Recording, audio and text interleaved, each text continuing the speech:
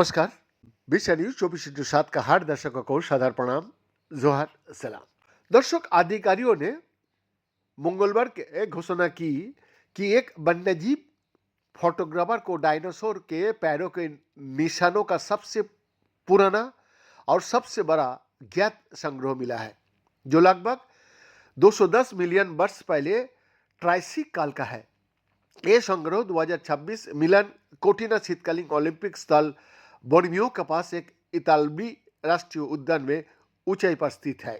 विशेषज्ञों ने बताया कि स्टेलिवियो राष्ट्रीय उद्यान में हुई ये खोज पैरों के निशानों की भारी संख्या के कारण आश्चर्यजनक थी, जिनका अनुमान लगभग 5 किलोमीटर यानी 3 मील के क्षेत्र में 20,000 तक लगाया गया है।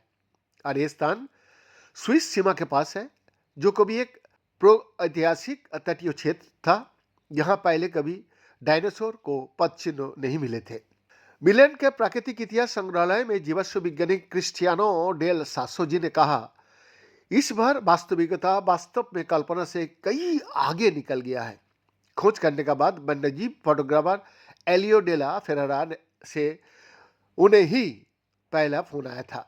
दर्शक, डाल सासो के अनुसार ये पदचिन्ह लंबी गर्दन वाली 2 पैरों पर चलने वाली शाकाहारी जीवों के माने जाते हैं, जिनकी लंबाई 10 मीटर यानी 33 फीट तक और वजन 4 टन तक होता था, जो प्लेटोसारस के समान थे।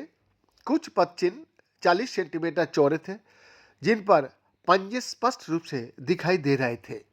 पैरों के निशान से पता चलता है कि डायनासोर झुंड में मात्रा से यात्रा करते थे और वो कभी कभी गोलाकार संरचनाओं में रुकते थे, संभवतः एक सुरक्षात्मक उपाय के रूप में।